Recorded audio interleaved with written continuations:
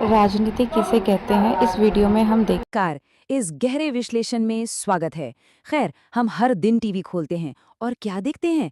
संसद का भारी हंगामा, नेताओं की तेज बयानबाजी और चुनावी रैलियों का वो असीमित शोर शराबा, है ना? लेकिन आज हम किसी पार्टी या पक्ष विपक्ष की बात बिल्कुल नहीं करने वाले हैं। इसके बजाय हम इस शोर के पार जाकर उस असली मशीनरी को डिकोड करेंगे जो असल में हमारे देश को चलाती है। तो चलिए, रोजमर्रा की बहसों को थोड़ा किनारे रखते हैं और राजनीति के उस बुनियादी ढांचे को समझते हैं जो वास्तव में काम करता है। अब जब हम लाल किले पर तिरंगा फहराते हुए देखते हैं या फिर चुनाव के दिन लाखों लोगों की वो लंबी लाइनें देखते हैं, तो एक बहुत ही सीधा लेकिन काफी गहरा दार्शनिक सवाल जहन में आता है। क्या हमने कभी सच में रुककर सोचा है कि ये राजनीति आखिर होती क्या है?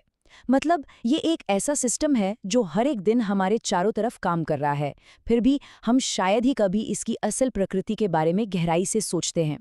ये सिर्फ कुछ नेताओं का संसद में बहस करना भर नहीं है, बल्कि ये एक बहुत बड़ी ताकत है जो हमारी पूरी जिंदगी को दिशा देती है।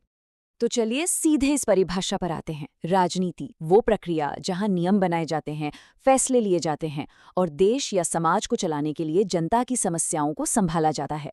सच कहें तो राजनीति कोई हवा हवाई या किताबी विचार नहीं है, ये बहुत ही प्रैक्टिकल चीज है। देखिए, चाहे मोहल्ले की टूटी सड़क बनवानी हो, पानी की किल्लत दूर करनी हो या पूरे देश की अर्थव्यवस्था का रास्ता तय करना हो, ये सब इसी के जरिए होता है।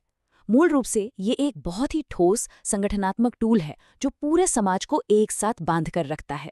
इस विशाल और थोड़े जटिल से ढांचे को आसानी से समझने के लिए इसके 4 मुख्य घटकों को देखना होगा: सत्ता, समाज, निर्णय और जनता। अब दिलचस्प बात यह है कि ये चारों आपस में एक पहिए की तरह गहराई से जुड़े हुए हैं। होता क्या है? समाज एक सत्ता सौंपता है, फिर वो सत्ता कुछ बेहद अहम निर्णय लेती है, और वो निर्णय किसके लिए लिए जाते हैं? बिल्कुल सही, हम सबके लिए, यानी जनता का भविष्य तय करने के लिए। इन चारों चीजों के मजबूत तालमेल के बिना कोई भी सिस्टम टिक ही नहीं सकता। ठीक वैसे ही जैसे बिना पहियों के कोई भी गाड़ी 1 इंच आगे नहीं बढ़ सकती। और यही बात इस पूरी प्रक्रिया के सबसे बड़े लक्ष्य को बहुत ही खूबसूरती से दर्शाती है: देश चलाने की कला। और ये वाकई एक कला है। जरा सोचिए, करोड़ों लोगों की आबादी, इतनी सारी विविधताएं, सबकी अलग अलग जरूरतें, इन सबको एक साथ लेकर सही दिशा में आगे बढ़ना सचमुच एक बहुत ही असाधारण काम है। प्रधानमंत्री कार्यालय में लिए जा रहे किसी बड़े फैसले से लेकर किसी गांव की पंचायत में हो रहे छोटे से विकास कार्य तक, हर जगह इसी कला का इस्तेमाल किया जाता है ताकि पूरा देश एक सुव्यवस्थित रास्ते पर चल सके। अब हम एक नए पहलू की तरफ बढ़ते हैं। राजनीति की जरूरत क्यों है और एक व्यवस्था के रूप में इसके ठोस परिणाम क्या होते हैं? इस स्लाइड की सबसे दिलचस्प बात ये 4 स्तंभ हैं: कानून, सुरक्षा, शिक्षा और विकास। एक स्वस्थ राजनीतिक ढांचे से यही 4 बेहद जरूरी परिणाम निकलकर आते हैं।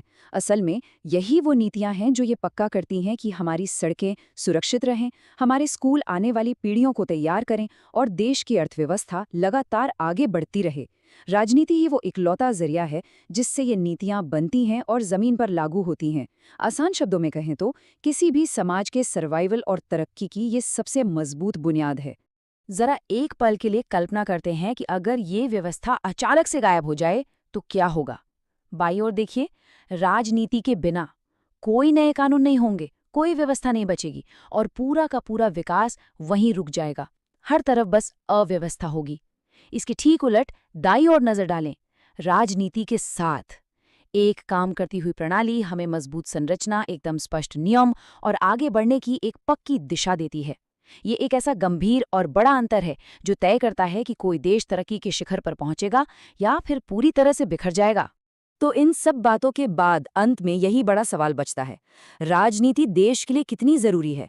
जब हम इसके जरिए बनाए गए कानून, मिलने वाली सुरक्षा और लगातार हो रहे विकास को देखते हैं तो एक बात बिल्कुल साफ हो जाती है: राजनीति कोई विकल्प नहीं है, बल्कि एक सुरक्षित और आगे बढ़ते हुए समाज की सबसे बड़ी जरूरत है।